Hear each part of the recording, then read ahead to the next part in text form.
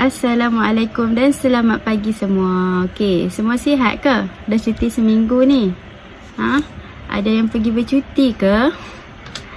Okey, cikgu harap kamu semua berada dalam keadaan yang sihat selepas cuti seminggu, sebab kita akan teruskan pembelajaran kita macam biasa. Okey, jadi pada hari ini kita akan teruskan kelas kita macam biasa tetapi secara offline. Okey.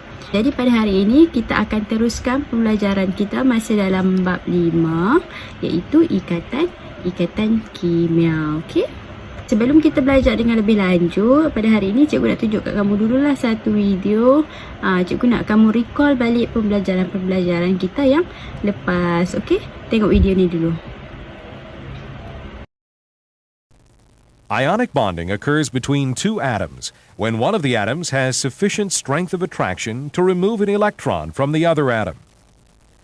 A sodium atom has one valence electron, with a stable energy level below containing 8 electrons. A chlorine atom has 7 valence electrons. If the atoms collide with sufficient energy, the chlorine atom will remove the electron from the sodium. The sodium atom loses its only valence electron and becomes a positively charged sodium ion. The energy level below now provides sodium with its stable octet. The extra electron completes a stable octet for chlorine, which becomes a negatively charged chloride ion. Covalent bonding occurs when neither atom has sufficient strength to completely remove the other atom's electrons. The atoms share electrons, and both atoms achieve a stable outer energy level.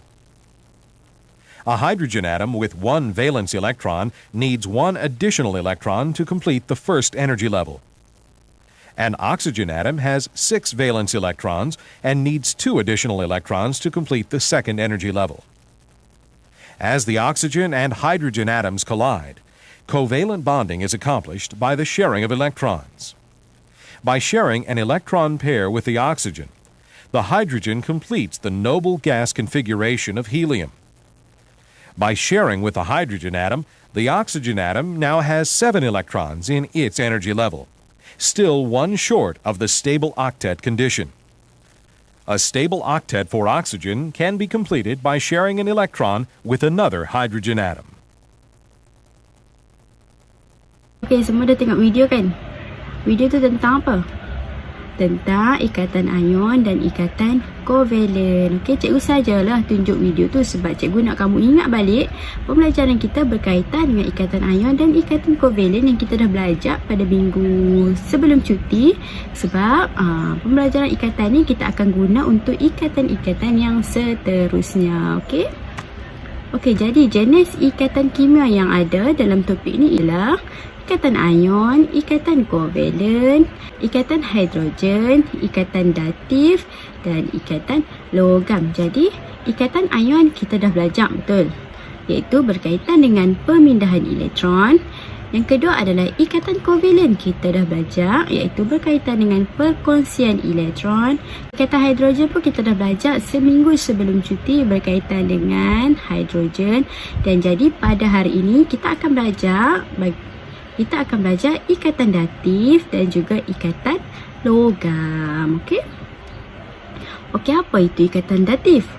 Okey, kita tengok dulu standard pembelajaran pada hari ini adalah cikgu nak di akhir pembelajaran kamu semua boleh menjelaskan dengan contoh pembentukan ikatan datif. Okey, apa itu ikatan datif? Okey, kamu ingat ikatan datif dia juga dikenali sebagai ikatan koordinat. Okey, yang kedua dia juga adalah sejenis ikatan kovalen. Siapa ingat ikatan kovalen ni? Ya, betul, iaitu dia berkaitan dengan perkongsian elektron. Okey. Perkongsian elektron.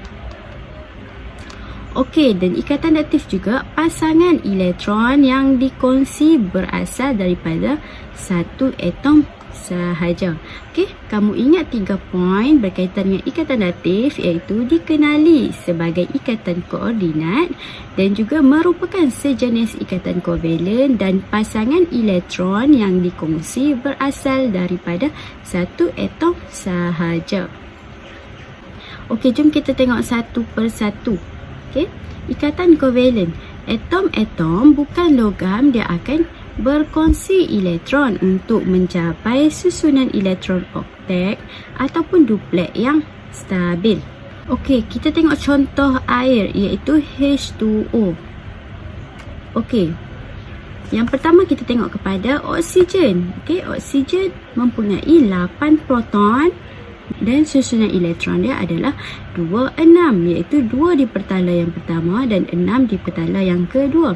Okay, kita tengok pula hidrogen yang mempunyai 1 proton, maka akan ada 1 elektron di dalam petala. Okey, jadi kedua-dua ni tidak mencapai susunan elektron yang stabil.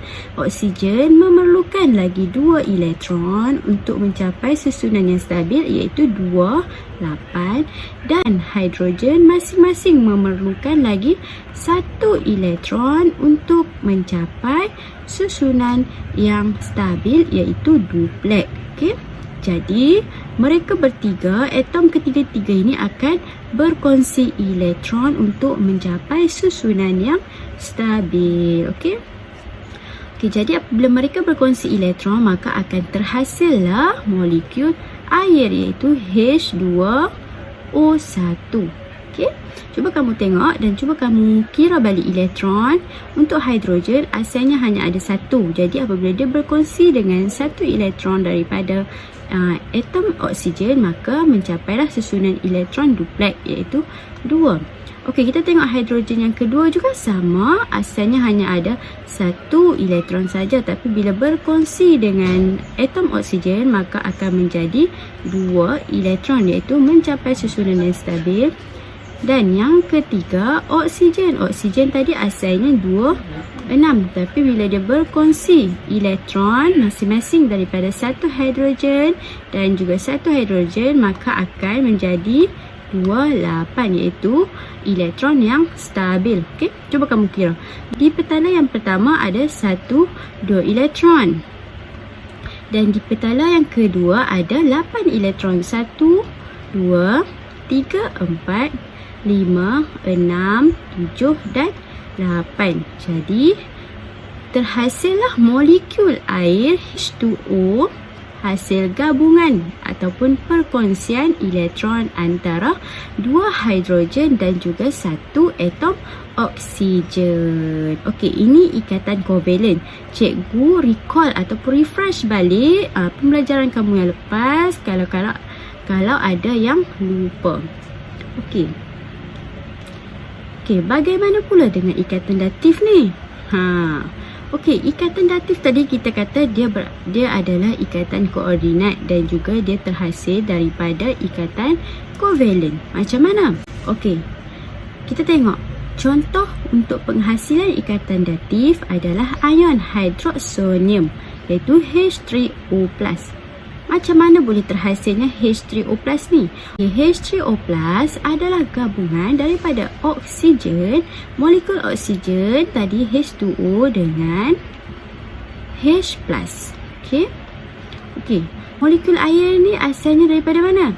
Asalnya daripada ikatan kovalen yang tadi yang kita buat tadi. Jadi penghasilan ikatan datif adalah daripada ikatan kovalen dan juga hidrogen.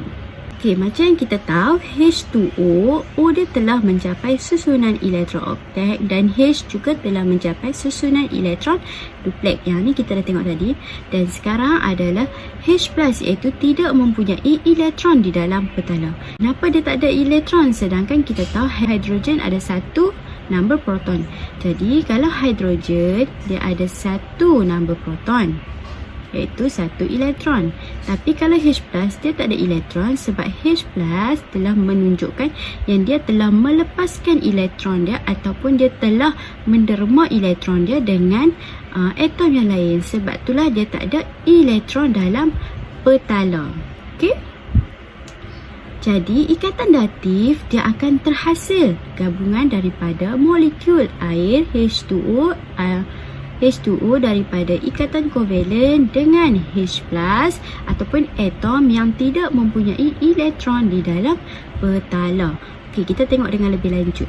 Kita tengok keterangan ni, pasangan elektron bebas yang tidak terlibat dalam ikatan kovalen di dalam molekul air H2O akan dikongsikan dengan ion hidrogen H+ melalui pembentukan ikatan datif. Okey, kamu tahu H2O terhasil daripada gabungan ikatan kovalen. Okey, jadi atom oksigen dalam molekul air dia telah mencapai susunan elektron yang oktet. Jadi yang oktet susunan dia adalah 28, iaitu 8 ni adalah oktet. Jadi apabila 8 elektron di petala valen, maka dia mempunyai 4 pasang elektron. Betul, satu pasang elektron adalah 2 elektron. Jadi 4 pasang elektron adalah 8 elektron. Okey. Jadi pasangan yang pertama iaitu 2 elektron dia berkongsi dengan hidrogen. Dan pasangan yang kedua dia berkongsi dengan hidrogen juga. Maka dia mempunyai lagi 2 pasang elektron yang free ataupun yang tidak berkongsi lagi dengan mana-mana elektron. Okey, jadi pasangan inilah yang dimaksudkan dengan pasangan elektron bebas yang tidak terlibat dalam ikatan kovalen di dalam molekul air akan dikongsikan dengan ion hidrogen H+ melalui pembentukan ikatan datif.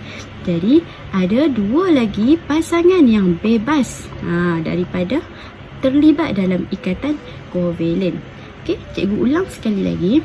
Oksigen apabila dia telah mencapai susunan elektron yang stabil iaitu oktet, maka dia mempunyai 8 elektron. Betul? 1, 2, 3, 4, 5, 6, 7 dan 8. Apabila 8 elektron, maka dia mempunyai 4 pasang. Okey, satu pasang 2 elektron.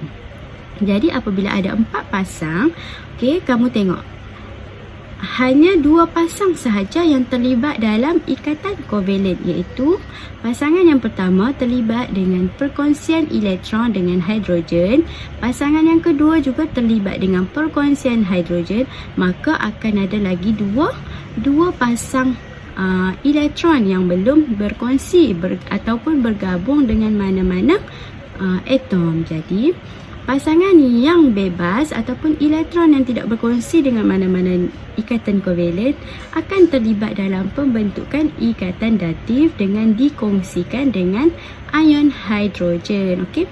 Jadi kita ada 2 tempat sama, dekat sini ataupun dekat sini. Okey. Contoh cikgu pilih dekat sini. Cikgu dah buat bulatan dekat sini. Jadi ikatan hidrogen tadi dia akan dikongsikan dengan pasangan yang ketiga. Okey, kita tengok kepada pembentukan yang betul dia.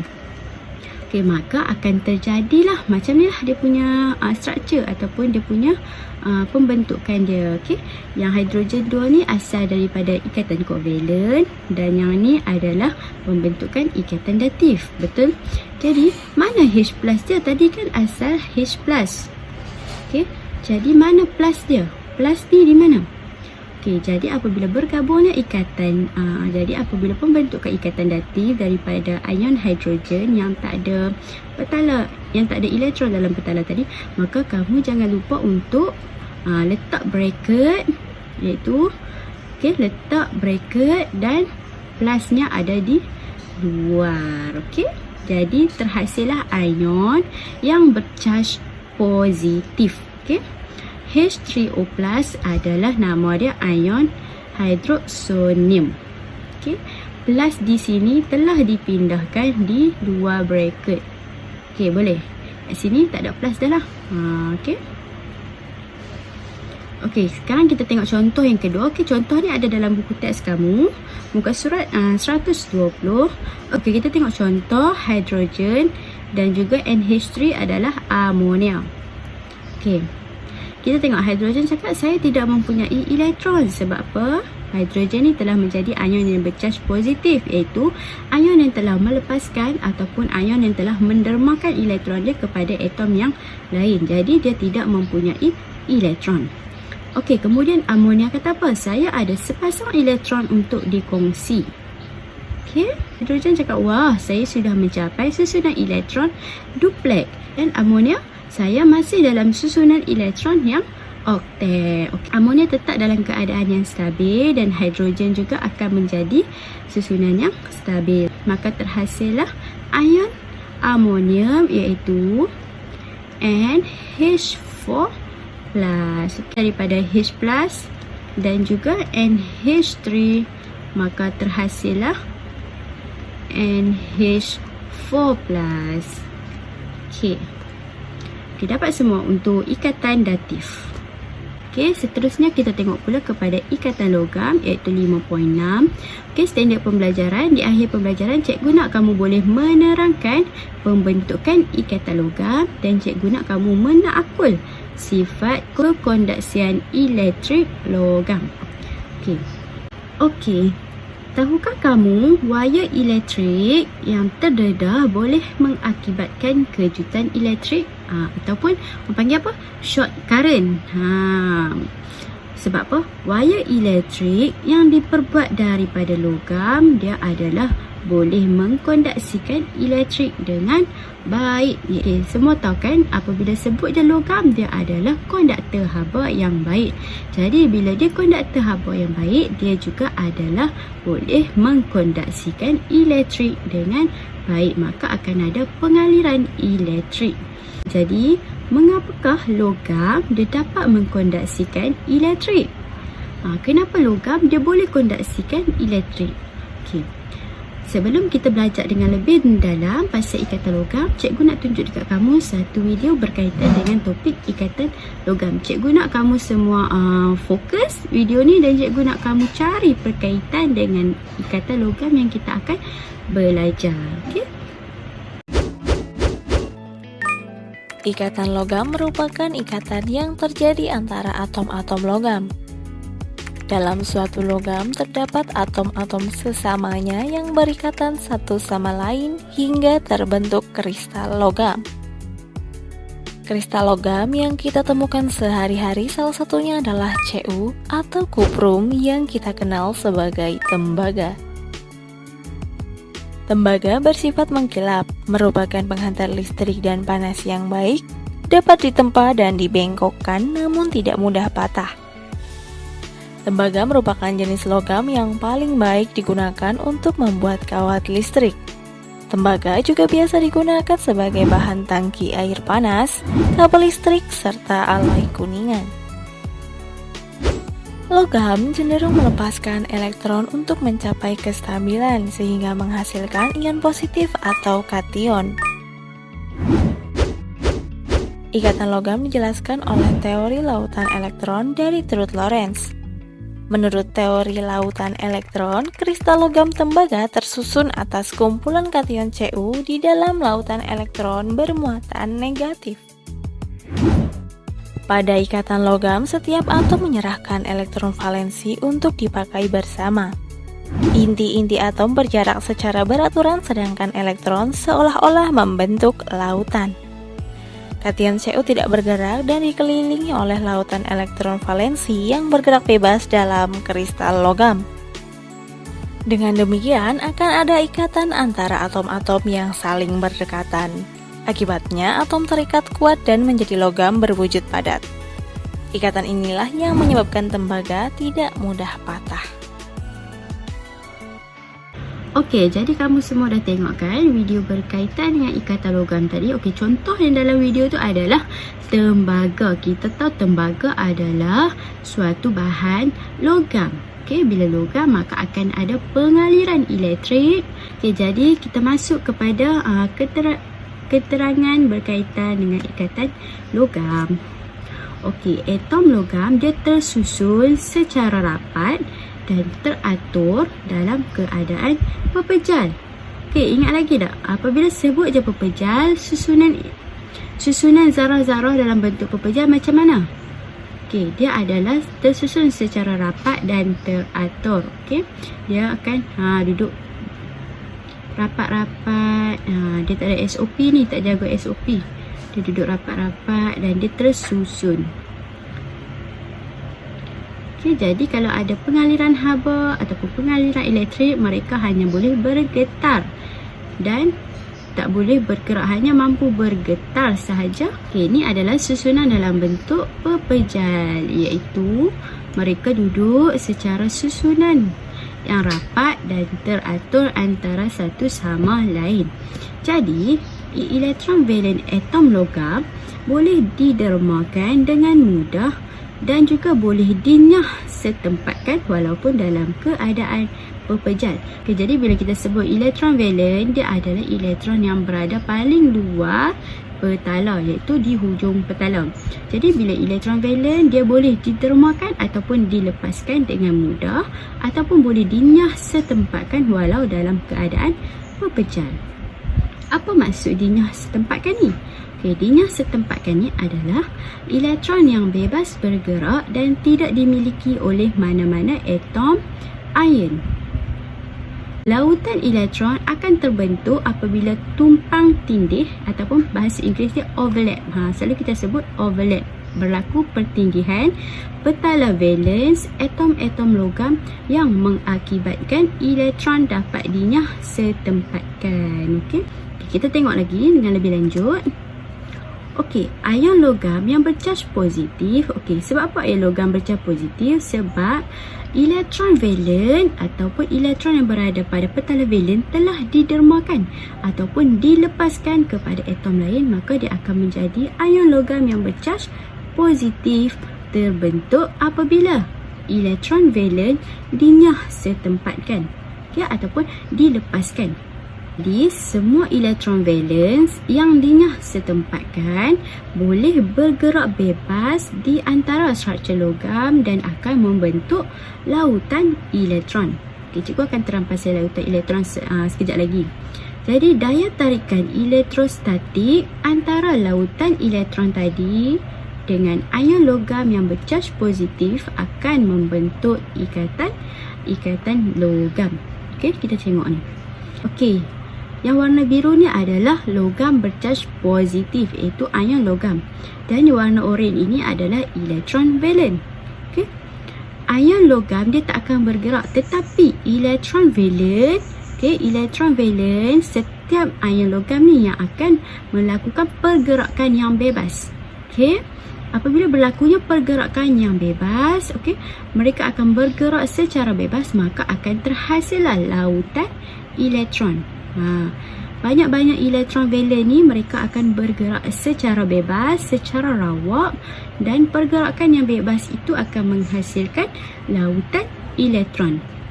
Ion logam yang bercaj positif ni dia tak akan bergerak. Yang bergerak adalah elektron valen.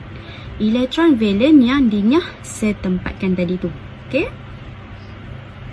Cikgu ulang sekali lagi. Yang warna oranye ini adalah elektron valen. Setiap ion logam yang bercaj positif ataupun elektron valen yang telah dinyah setempatkan. Jadi pergerakan elektron valen ni secara bebas di antara struktur logam, yang warna biru ni akan menghasilkan lautan elektron. Okey. Ion logam dia tak akan bergerak. Yang warna biru ni dia tak akan bergerak. Tetapi yang warna oranye ni elektron valen yang akan bergerak secara bebas menghasilkan lautan elektron. Okey. Okey, cikgu akan tunjuk satu animasi untuk kamu fahamkan lagi. Cuba kamu tengok. Okey, dia dah bagi tahu yang warna biru ini adalah cation logam, iaitu ion yang bercaj positif, dan yang warna merah ini adalah elektron.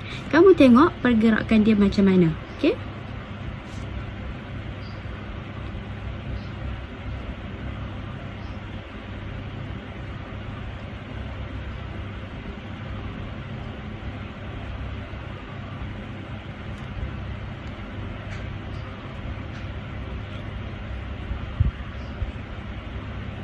Okey, nampak tak? Cation logam yang warna biru ni dia tak bergerak. Tetapi yang warna merah iaitu elektron valen yang bergerak secara bebas. Okey. Nampak? Elektron valence ni yang bergerak secara bebas dan menghasilkan lautan elektron. Okey.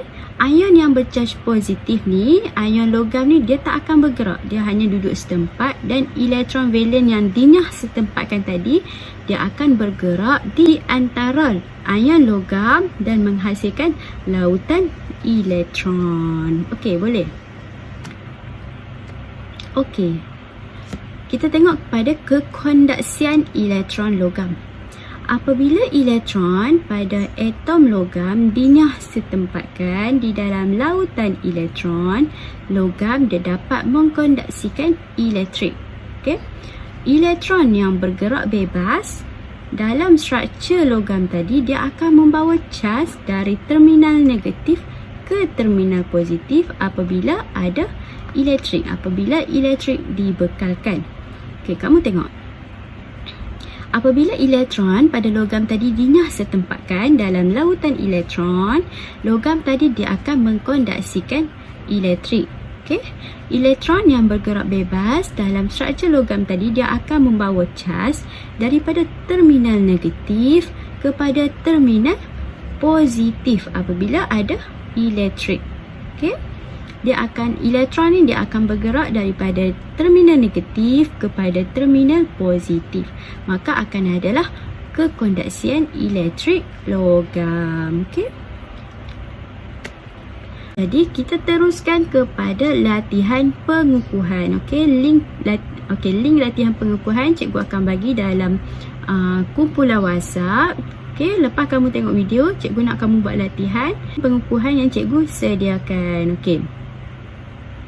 Jadi rumusan pembelajaran kita pada hari ini untuk topik ikatan datif adalah dia sejenis ikatan kovalen dan pasangan elektron yang dikongsi berasal daripada satu atom sahaja. Okey, ikatan logam adalah dia terbentuk melalui daya tarikan elektrostatik antara lautan elektron dan ion logam bercaj positif. Okey. Lautan elektron ni terhasil daripada pergerakan bebas oleh elektron-elektron yang telah dinyah setempatkan. Okey. Jadi itu sahaja topik pembelajaran kita berkaitan dengan 5.5 ikatan datif dan juga 5.6 ikatan logam. Okey, jadi lepas ni cikgu nak kamu buat latihan pengukuhan yang cikgu sediakan, dan link latihan pengukuhan cikgu akan bagi dalam kumpulan WhatsApp. Okey. Okey, itu sahaja kelas kita pada hari ini. Kita akan jumpa untuk topik yang seterusnya. Okey. Terima kasih semua.